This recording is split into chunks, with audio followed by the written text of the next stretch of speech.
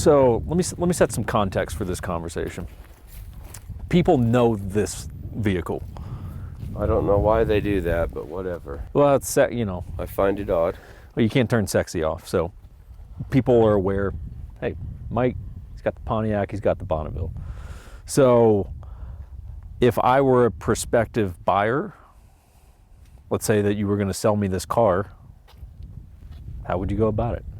Give me a tour. Take me around the outside. How about this? What year is this Pontiac? It's a 1997. This is a good year. It's a good year. First, I'd start off by my sales pitch would be, we need to check the fuel gauge because the level of the fuel has a great deal to do with the value of the automobile. Ah, I see. So there's a $60 range in here that we kind of fluctuate between. If you want to check NADA, Blue Book, when we were at Silencer Co., Gary Hughes looked it up in the book, and he said the trade-in value of it at that time was, I believe it was like negative $30 or something, negative $20, and I was like, it's not great. That is unacceptable. So in doing a little further research, because it has aluminum alloy wheels, I noticed that, yep. Those wheels scrap value at that time was like $20. So you're at minus. Actually made the car have a value of 60, but they weren't taking into account how much fuel was in it. They don't do that in the book because it doesn't matter on most cars. Percentage-wise, the fuel pretty low percentage of is, the value. 0.00 whatever, but it really comes into play, I think, when you're talking about a, 20-something-year-old car that's like worn out. Yeah, well, yeah.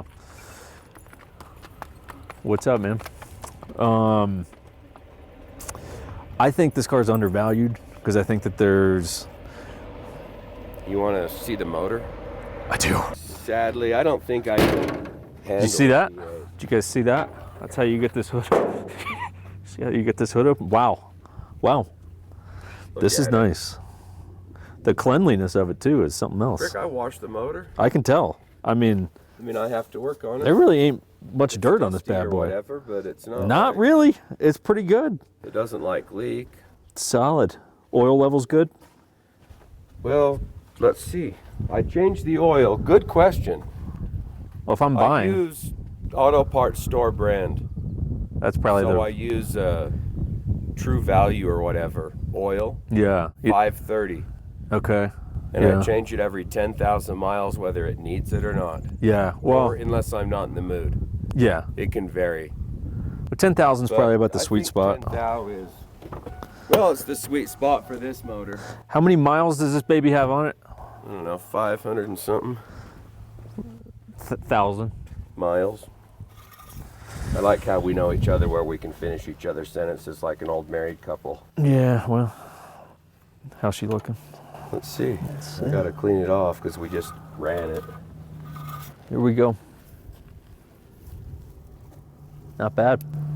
It's nice and clean. It's not bad. I can tell you about how many miles the oil has on it. Let's say it's got about 9,000 miles on it. Okay, so we got a good 1,000 left. Yeah, or so. I mean, it's all approximates, really. Mood. Yeah. Well, if the weather's bad, a lot of stuff. I change it indoors. I'm noticing a little bit of body damage over here. I don't know. You're talking about the fender? Yeah, I mean like that. I don't know if that came from the factory like that. Out. And do you know Jake from OSS? No. Great guy. Yeah. Love Jake.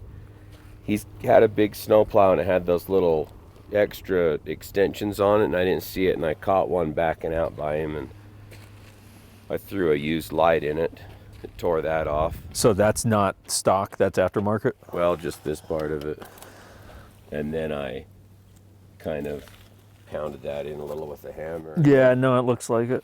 I was driving one day and I had the hood open, but I just set the hood down, without latching it, and I forgot, and I drove off. And the hood popped up, and I had my daughters with me, and they started screaming. Mm-hmm.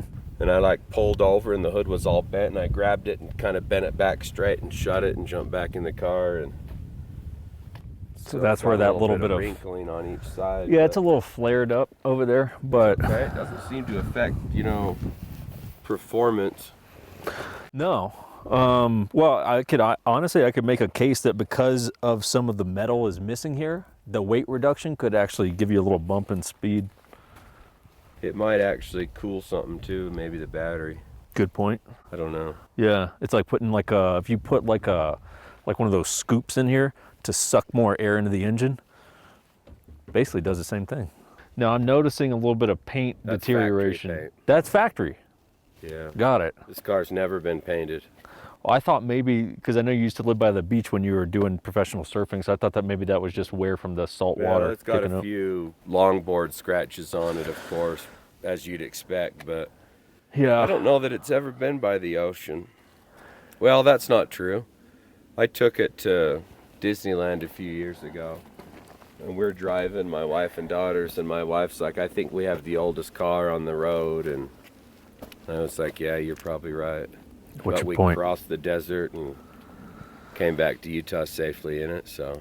Well, this is an SE, so it's a special edition. It is, yeah. Yeah. That's power everything. 6-way seat, 60-40 split. Let's look power at the windows. interior actually, because I think the Power interior probably kind of. What was that sound? When I opened the door, there was either a honk or a squeak. It probably just needs a little lube on the hinge.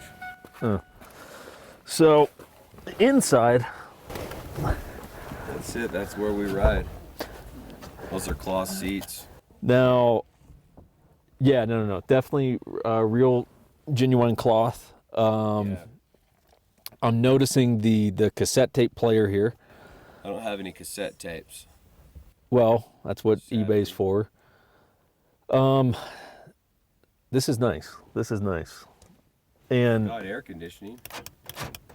the locks, Power locks.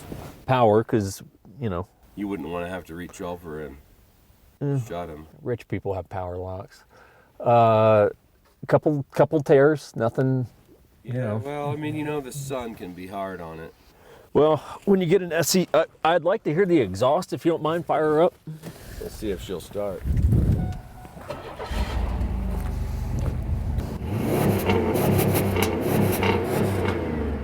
There is some pop that's coming from that. Like there's something modification. No. I was thinking a modification, like some sort of. You ever ran nitrous to this thing? I've thought about it, but then I don't think I could control myself. I mean, if I bumped it up to 300 horsepower, I'd probably be in prison. Yeah. Man, I got to tell you, Street racing. I'm actually impressed. Now, what I would really like to see is how this bad boy corners around some cones. If we only had some cones and a course. We shall see. Let's set up a little road course here.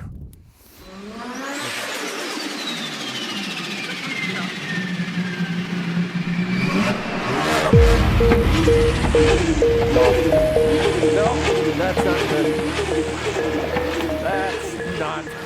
That's 9.97.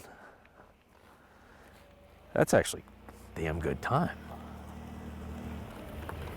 997. How's that? 997, pretty good. That felt like it was a strong time. Yeah, the first cone did not get hit. The rest are all dead. Oh, there's another one that's up, Well, it's up. That's because it landed back on its feet. but it's still up. It is up. So 2 cones are up after the course has been finished. In less than 10 seconds. I don't know that you could ask for much more than that. Not really. I would be interested in buying this car. Did you see it frickin' rip when it started? Oh, it's spun mud.